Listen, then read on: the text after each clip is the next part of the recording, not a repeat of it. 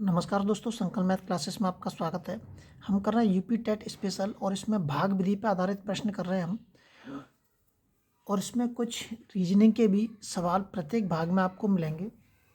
इसका पहला सवाल है, निम्न में से कौन सी संख्या 5 की पावर के 71 प्लस के 5 की पावर के 72 प्लस के 5 की पावर के 73 को पूर्णतः विभाजित कर सकती है। मतलब इसको पूरी तरह से ऐसी कौन सी संख्या है जो इसको इनमें से इसको पूरी तरह से विभाजित कर सकती है। अब इसको करेंगे कैसे हम? देखिए, 5 की पावर के 71 जो घात है वो सब में छोटी है। तो अगर मैं इस छोटे पार्ट को इस तीनों में से बाहर निकालूं, मतलब अगर मैं इसको ऐसे लिख दूं 5 की पावर के 71 बाहर निकाल के, तो इसकी जगह पे 1 बचेगा, प्लस यहाँ 72 है, इसका मतलब 1 निकली है तो केवल 5 का बचेगा। 5 की पावर की 1 घात बचेगी, मतलब केवल 5 का बचेगा, प्लस यहाँ क्या बचेगा, 5 की पावर के 71 निकाल लिए तो इसका मतलब 2 घात बचेगी, इसका मतलब 2 बचेगा इस जगह पे। अब इसकी कैलकुलेशन कर लेंगे। 25 जोड़ दें सीधे, चलो लिख देते हैं। 5 की पावर के 71 इंटू के 25 और 5 30 और 1 31। अब आपको क्या करना है कि इस 31 जो संख्या आई है ये वाली, अब आपको ये देखना है इस 31 से इन 4 ऑप्शनों में से ऐसी कौन सी संख्या है जिसमें भाग चला जाएगा। कितने का? 31 का। 31 से कौन सी संख्या पूरी तरह से इन चारों में से कोई कट रही है। 150 तो कटेगी नहीं, 155 कट जाएगी, 5 या 5 5 15। तो इसका मतलब बी ऑप्शन आपका इसमें एकदम सही हो जाएगा। ये भी नहीं कटेगी और ये भी नहीं कटेगी। ध्यान रखना, इसमें सवाल यूपी टेट पे आधारित जरूर बता रहा हूँ, लेकिन वो सी टेट के पेपर में भी आपके लिए बहुत ही महत्वपूर्ण सवाल है, क्योंकि सभी के मैं सवाल सी टेट यूपी टेट पे आधारित सवाल करा रहा हूँ आपको। ये कह रहा है 6/5 में कितने 1/10 हैं। देखिए, यूपी टेट में भी आया हुआ है और सी टेट 2015 में भी आया हुआ सवाल है। ये कह रहा है 6/5 में कितने 1/10 हैं। इसका मतलब ये कह रहा है कि मान लीजिए 25 में कितने वो मतलब कितने भाग करूंगा मैं, जिसको 5-5 अगर मैं किसी को बांटूं, अगर मैं किसी बच्चों को 5-5 बांटूं तो कितने भाग इसके निकलेंगे। इस तरीके से एक नॉर्मली संख्या का हम प्रयोग कर सकते हैं। तो 6/5 में कितने 1/10 हैं, इसका मतलब 6/5 में कितने 1/10 है, इसका पूछ रहा है कि इसमें 1/10 समझ लीजिए ऐसे कोई भाग हैं। जैसे 5 कैसे में भाग दूंगा मैं, 25 तो 5 ही भाग तो हो गए इसके। तो ये भाग दे रखा है इसने इस जगह पे, दे दिया उसने भाग, और भाग का इसमें डिवाइड करवा रहा है, तो इसका डिवाइड करूंगा मैं, सॉरी, 1/10। तो ये जो 1/10 है ये कहाँ पहुँच जाएगा, ऊपर आ जाएगा, और ये कहाँ पहुँच जाएगा, ये नीचे आ जाएगा। इसका विशेष ध्यान रखना है आपको। जब मैं 10 का ऊपर गुणा करूँगा तो कितने 60 हो जाएंगे, और 5 का नीचे गुणा करूँगा तो 5 या 5 5 के इसमें भाग दूंगा तो 12। तो कितने भाग हैं इसके, 12। 1/10 कितने भाग हैं, 12 भाग हैं इसके अंदर, ये कहना चाहता है वो। अगले सवाल में देखते हैं। अगला जो सवाल दे रखा है, 1 से ये 1/2 में कितने आधे हैं। ये सवाल आया हुआ है यूपी टेट 2013 में। कितने आधे हैं, तो देखिए इसको मैं पहले सरल कर लेता हूँ। 2 एकम 2 और 1 3, ये मिश्र भिन्न है हमारी। मिश्र भिन्न होती है तो इसका इसमें गुणा करूंगा, गुणा करने के बाद जो ऊपर लिखा हुआ है उसको इसमें जोड़ दूंगा। 2 एकम 2 और 1 3, कितना हो जाएगा, 3/2। इस 3/2 की कह रहा है, 3/2 में कितने आधे हैं। कितने आधे का मतलब क्या होता है, 1/2 होता है। तो 1/2 का आप इसमें गुणा कर दीजिए।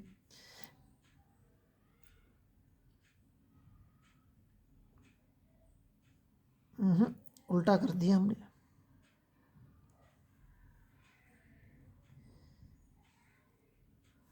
3/2 में कितने आधे का मतलब 1/2 का इसमें हम भाग देंगे। जब 1/2 का मैं इसमें भाग दूंगा तो 2 कहाँ पहुंच जाएगा, ऊपर पहुंच जाएगा, और ये 2 कहाँ जाएगा, नीचे आ जाएगा। 3 इंटू के 2, और ये 2 नीचे आ जाएगा। 1 इंटू के 2, 2 से 2 कट जाएगा, बचेगा कितना, 3। तो ऑप्शन क्या हो जाएगा, सी ऑप्शन आपका इसमें एकदम सही हो जाएगा। आपको ये ध्यान रखना है सभी सवाल आए हुए हैं और सभी सवालों के आप नोट्स बनाते रहें। अगर आप अपने हाथ से नोट्स नहीं बनाएंगे तो सफलता मिलना असंभव है। आपको नोट्स तैयार करने पड़ेंगे। 1 से 200 के बीच में ऐसी कितनी संख्याएं हैं जो 3 से विभाजित हैं लेकिन 7 से नहीं है। ये रीट 2014 में आया हुआ और एसएससी 2017 में आया हुआ सवाल है। देखिए इसमें कह रहा है 1 से 200 तक।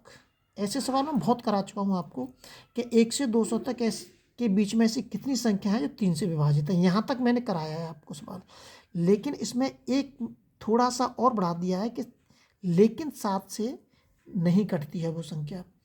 इसमें थोड़ा सा आगे बढ़ा दिया है, इसीलिए मैंने इसमें दिया है। तो 3 से विभाजित का मतलब 3 का हम सीधे इसमें भाग दे देंगे 200 में, तो पता चल जाएगी हमें 3 की सीधे। तो 3×18 2 बचे 0 और 3×18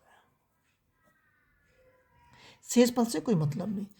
तो 1 से लेके 200 तक ऐसी 66 संख्याएं हैं जो 3 से कट सकती हैं। ये तो हमारा उत्तर सीधा निकल के आ गया, लेकिन इसमें थोड़ा सा बढ़ा दिया है।